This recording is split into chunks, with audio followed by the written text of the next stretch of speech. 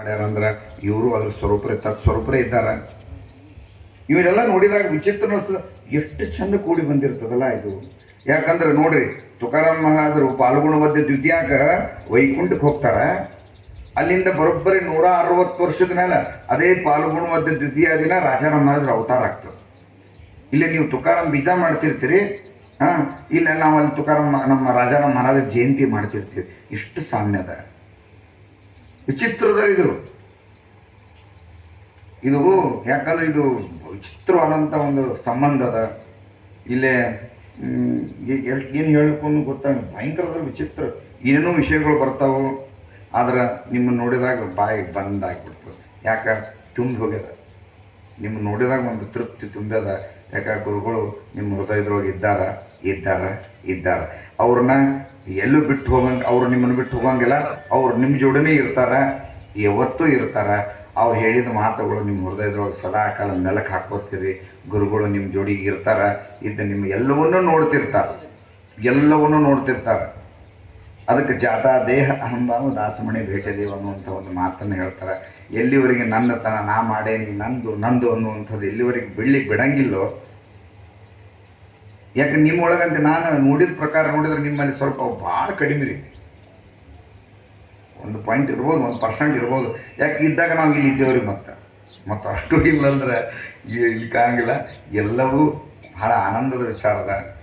ಗುರುನಾಥ ಸದಾಕಾಲ ಗುರುಗಳು ನಿಮ್ಮನ್ನು ಮತ್ತು ನಮ್ಮನ್ನು ಸಹಿತ ಉದ್ಧಾರ ಮಾಡಲಿ. ಅವರ ನಾಮಸ್ಮರಣೆ ಅಖಂಡವಾಗಿ ಮಾಡಿರಿ. ಇದು ಯಾಕಂದ್ರೆ ಈ ಯಾತ್ರಾ ಇದು 3 ದಿನದ್ದಲ್ಲ, ಇದು ನಿರಂತರವಾಗಿ ನಡಿಬೇಕು ಅನ್ನುವಂಥದ್ದನ್ನು ಒಂದು ನನ್ನ ಇಚ್ಛೆ ಅದ. ಅದು ನಿಮ್ಮ ಮನೆಯೊಳಗೂ ಸಹಿತ ಯಾಕೆ ಕೊಟ್ಟಂಥ ಸಂಪ್ರದಾಯ ಅಂತ ಏನದ ಅದನ್ನು ಮಾಡ್ತಾ ಇರ್ರಿ. ಯಾಕಂದ್ರೆ ಅದ್ರೊಳಗೆ ರೀ ಇವತ್ತಿನಕ್ಕಿಂತ ಇಲ್ಲಿ ನೋಡ್ರಿ, ನನಗೆ ಎಷ್ಟು ಅನ್ನಿಸ್ತಂದ್ರೆ ಇಲ್ಲಿ ಈ ಸಂಪ್ರದಾಯದೊಳಗೆ ಬಂದಾಗ ಭಾಳ ಖುಷಿ ಆಗೋದೇನಪ್ಪ ಅಂತಂದ್ರೆ, ನನಗೆ ಹಿಂದೂ ಹೇಳಿದ್ದೆ, ಕುಪ್ಪಗಟ್ಟಿಗೆ ಬಂದಾಗ ಏನಾಯ್ತು ಅಂದ್ರೆ ಒಳಗೆ ಒಂದು ಚಿಂತಿತ್ತು ರೀ. ಕಲಿಗಾಲದ ಪ್ರಭಾವದಿಂದ ಎಲ್ಲವೂ ಮುದುಕರಿಗೆ ಬಂದಾವಪ್ಪ ಮಾರಾಯ, ಎಲ್ಲ 50-60 ವರ್ಷ ದಾಟಿದ್ವು ಅವಪ್ಪ ಅಂತ ಚಿಂತೆ ಹತ್ತಿತ್ತು. ಯಾವಾಗ ಕುಪ್ಪಗಟ್ಟಿಗೆ ಬಂದಾಗ ಅನ್ಕೊಂಡೆ, ಅಲ್ಲಿ ಆ ಪುಟ್ಟ ಹುಡುಗರು ಮೃದಂಗ ಬಾರಿಸೋದು ತಾಳ್ಕರೆ ನೋಡಿ ಇನ್ನೊಂದು 3 ಜನ್ಮ ಚಿಂತಿಲ್ಲ ಅಂತ ಅನ್ನಿಸ್ತು. ಇನ್ನು 3 ಜನರೇಷನ್ ಮಾತ್ರ ಮತ್ತೆ ಚಿಂತಿಲ್ಲ. ಯಾಕಂದ್ರೆ ನಮ್ಮ ಸಂಪ್ರದಾಯ ಇವತ್ತು ಮುಳುಗಿಲ್ಲ, ಅದಿನ್ನೂ ಬೆಳ್ಕೊಂಡು ಹೋಗ್ತಾನೋ ಅಂತ ಸ್ಪಷ್ಟ ಒಂದು ಆನಂದ ಆಯ್ತು. ತಾಯಂದ್ರಿಗೆ ಭಾಳ ಜವಾಬ್ದಾರಿ ಅದ, ಅಪ್ಪಗಳಿಗಿಂತ ಅವುಗಳಿಗೆ ಭಾಳ ಜವಾಬ್ದಾರಿ ಅದ. ಏನು ಮಾಡ್ರಿಪ್ಪ ಅಂತ ಕೇಳಿದ್ರೆ ಎಷ್ಟು ಸಾಧ್ಯದ ಅಷ್ಟು ಮನೆಯೊಳಗೆ ಹೆಣ್ಮಕ್ಳಿಗೆ ಹುಡುಗರಿಗೆ ಸಂಪ್ರದಾಯದ ಕಡೆ ಲಕ್ಷ್ಯ ಇರ್ತೀರಂತ ಅನ್ಕೊಂಡೇನಿ. ಆದರೂ ಇನ್ನೂ ಹೆಚ್ಚಿನ ಕಡೆ ಲಕ್ಷ್ಯ ಕೊಡ್ರಿ.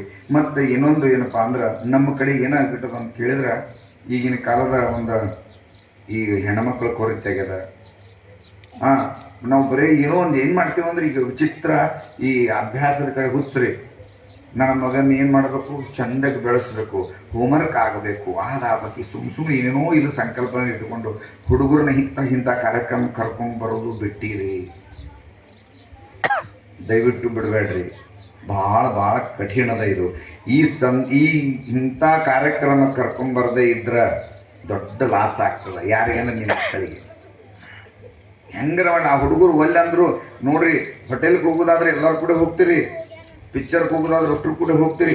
ಇಂಥ ಕಾರ್ಯಕ್ರಮಕ್ಕೆ ಅಂಥ ಹುಡುಗರನ್ನ ಬಿಡ್ಲಿಕ್ಕೆ ಹೋಗಬೇಡ್ರಿ. ಯಾಕಂದ್ರೆ ಇವತ್ತಿನ ನಿಮ್ಮ ಸಂಸ್ಕಾರ ಏನದಲ್ಲ ಅದು ಮುಂದೆ ದೊಡ್ಡದು. ಯಾಕಂದ್ರೆ ಒಂದೇ ಉದಾಹರಣೆ ಸಮರ್ಥ ರಂಗರಾವ್ ಮಹಾರಾಜರು. ಯಾಕಂದ್ರೆ ಬರೇ ಏನ್ರಿ ಗುರುಗಳನ್ನ ಒಮ್ಮೆ ನೋಡಿದ್ರಿ, ಹೌದ್ರಿ, ಅವ್ರ ಚರಿತ್ರೆ ಕೇಳಿರಲ್ಲ, ಬರೇ ಒಮ್ಮೆ ನೋಡಿದ್ರು. ಹೆಂಗ್ರಿ ಗುರುಗಳನ್ನ ಹೆಂಗೆ ಸುಮ್ಮನೆ ನೋಡಿದ್ದಷ್ಟ. ಯಾಕೆ ಹೆಂಗಾದ್ರಿ ರಾಜಾರಾಮ್ ಮಹಾರಾಜ್ ಹೇಳ್ತಾರೆ, ಇದ್ರೊಳಗೆ ಹೇಳ್ತಾರೆ ಹೆಂಗಂದ್ರೆ ಎಷ್ಟು ಸಲ ಉದ್ಧಾರ ಮಾಡ್ತಾರಂದ್ರೆ, ದರ್ಶನ ಸ್ಪರ್ಶನ ಸ್ಮರಣ ಶ್ರವಣ ಉದ್ಧಾರ. ದರ್ಶನೆ ಸ್ಪರ್ಶನೆ ಭಾಷಣೆ ವಚನೆ ಸ್ಮರಣೆ ಶ್ರವಣ ಉದ್ಧಾರ ಅವ. ಹಂಗೆ ಬರೀ 1 ಕ್ಷಣ ನೋಡಿದ್ರೆ ಸಾಕು. ಯಾಕೆ ಇಲ್ಲಿ ಸಂತರ ಪಾದದೋಳಿ ಅಕಸ್ಮಾತ್ 1 ಕ್ಷಣ ಬಡ್ದಿದ್ರೆ ಸಾಕು, ನಿಮ್ಮ ಕೂಸುಗಳು ನಿಮ್ಮ ಮಕ್ಕಳದು ಬರೀ ಸಾಲೆಲ್ಲ ಜೀವನ ಉದ್ಧಾರ ಆಗುತ್ತೆ. ಬರೀ ನೀವು ಒಂದು ಸಣ್ಣ ಸಾಲಿ ವಿಚಾರ ಮಾಡ್ತಿರ್ತೀರಿ, ಇವತ್ತು ಹೋಮ್ವರ್ಕ್ ಅದನ್ನು ತಗೊಂಡು ಬಿಟ್ಟು ಬಂದಿರ್ತೀರಿ, ಹೋಗ್ತದೆ ಅಭ್ಯಾಸ ಹೋಗ್ಬಿಡ್ತದೆ. 3 ದಿನ ಹೋದ್ರೆ ಏನೂ ಆಗೋದಿಲ್ಲ. ನಮ್ಮಲ್ಲಿ ಹೇಳ್ತಿದ್ರು ಅಕಸ್ಮಾತ್ ಕಾಲಗಿಲ್ಲ ಮುರಿದ್ರೆ ಏನು ಮಾಡ್ತಿದ್ದಿ, ಸಂಡ ಸತ್ತಿದ್ರೆ ಏನು ಮಾಡ್ತಿದ್ದಿ, ಹೋಗ್ತಿ ಶಾಲೆಗೆ, ಪರೀಕ್ಷೆ ಅದ್ರಪ್ಪ ಹೌದು ಎನ್ಯುವಲ್ ಎಕ್ಸಾಮ್ ಅದ, ಅವ್ನು ಕಾಲು ಮುರ್ಕೊಂಡ ಏನು ಮಾಡ್ತೀವಿ? ಅಂಥ ಒಂದು ಮಹತ್ವದ ದಿನ ರೀಪ ಇವು. ಬಿಟ್ಟು ನೋಡ್ರಿ, ಅದ್ರದ್ದು ಆನಂದ ಬೇರೆ ಅದದು. ಯಾಕಂದ್ರೆ ನಿಮ್ಗೆ ಹೆಂಗಂದ್ರೆ ಅಂಬುಲೆನ್ಸ್ ಯಾವ ಕೆಲಸ ಮಾಡ್ತದ್ರಿ? ಎಮರ್ಜೆನ್ಸಿ ಆಪತ್ತು ಕಾಲದೊಳಗೆ, ಹೌದಲ್ರಿ? ನೀವು ಅವನ ಸಲುವಾಗಿ ನಿಮ್ಮನ್ನು ಬಿಟ್ಟು ನೋಡ್ರಿ. ನೀವು ಇವತ್ತು ಬರೋದಿಲ್ಲ ಅಂತ ಹೇಳಿ ನೋಡ್ರಿ, ಅಲ್ಲಿ ಬೇಕಾದ್ರೆ ಅವು ಭಾವರಾಯ ನಿಂತು ಬರೀತಾನ, ಬೇಕಾದ್ರೆ ಚಿದಂಬರ ಸ್ವಾಮಿಗಳು ನಿಂತು ಬರೀತತ್ತ. ಅದನ್ನು ದೃಢ ವಿಶ್ವಾಸ ಇರಬೇಕಾಗ ಇಟ್ಕೊಡ್ರಿ. ಹೆಚ್ಚಿನ ರೀತಿ ಒಳಗೆ ಮುಂದಿನ ಸಲಕ್ಕೆ ಅವಂದ್ರಿಗೆ ಒಂದು ವಿಶೇಷ ಏನಪ್ಪ ಅಂತಂದ್ರೆ, ಮಹಾರಾಜರ ಒಂದು ಇಲ್ಲಿ ಏನಿಲ್ಲ, ಎಲ್ಲರೂ ಕೂಡ ಒಂದು ಏನಾದರೂ ಗಟ್ಟಿ ಇಟ್ಕೊಂಡು ಹೋಗೋಣ. ಮೊಟ್ಟ ಮೊದಲ ಒಂದು ಮನೆ ಕಾರ್ಯಕ್ರಮ ಅಂತ ಇರಲಿ, ಯಾವುದೇ ಕಾರ್ಯಕ್ರಮಗಳಿರಲಿ, ಅದ್ರಾಗ ಈ ವಿಶೇಷ ಸತ್ಸಂಗ ಇದ್ದಾಗ ಸಣ್ಣ ಹುಡುಗರನ್ನ ಬಿಟ್ಟು ಬರಬೇಡ್ರಿ. ಅದ್ರಾಗ ಯುವತಿಯರನ್ನ ಬಿಟ್ಟು ಬರಬೇಡ್ರಿ. ಬಂದು ಕೂಡ ಎಲ್ಲರೂ ಮದುವೆ ಆಗಿ ಏನು ಹೋಗೋದಿಲ್ಲ, ತಲೆ ಕೆಡ್ಸ್ಕೋಬೇಡ್ರಿ. ಹುಡುಗಿ ಹೋದ್ರಿ, ಹುಡುಗಿಯಾರು ಭಾಳ ಅಪರೂಪಾಗ್ಯಾರ, ಹೋದ್ಕೊಳ್ಳೇರಿ ನಿಮ್ಮ ಕನ್ಯಾ ಕೊಡ್ರಿ, ಕನ್ಯಾ ಏನ್ರಿ ಅಂತ ಕೇಳ್ತಾರ ಅಂತ ತಿಳ್ಕೊಂಡು ತಲೆ ಅದ ನಿಮಗೆ, ತಲೆ ಕೆಡಿಸಿರ್ತದೆ. ಅದನ್ನು ಟೆನ್ಷನ್ ತೊಗೋಬೇಡ್ರಿ. ಯಾಕೆ ಯೋಗಿದ್ರೆ ಏನು ಮಾಡ್ಲಿಕ್ಕೆ ಬರೋದಿಲ್ಲ. ಇಲ್ಲಿ ಬಂದಾಗ ರಂಗರಾವ್ ಮಹಾರಾಜ ರೆಡಿ ಮಾಡಿ ಇಟ್ಟಿದ್ರೆ ಹುಡುಗನ್ನ ಏನು ಮಾಡ್ತೀರಿ? ಅದು ಭಾಗ್ಯದ. ಯಾಕಂದ್ರೆ ಈ ಭಾಗ್ಯ ಕಳ್ಕೊಬೇಡ್ರಿ. ಯಾಕಂದ್ರೆ ನಿಮ್ಮ ಅಕೌಂಟ್ ನಿಮಗೆ, ಅವ್ರ ಅಕೌಂಟ್ ಅವ್ರಿಗೆ.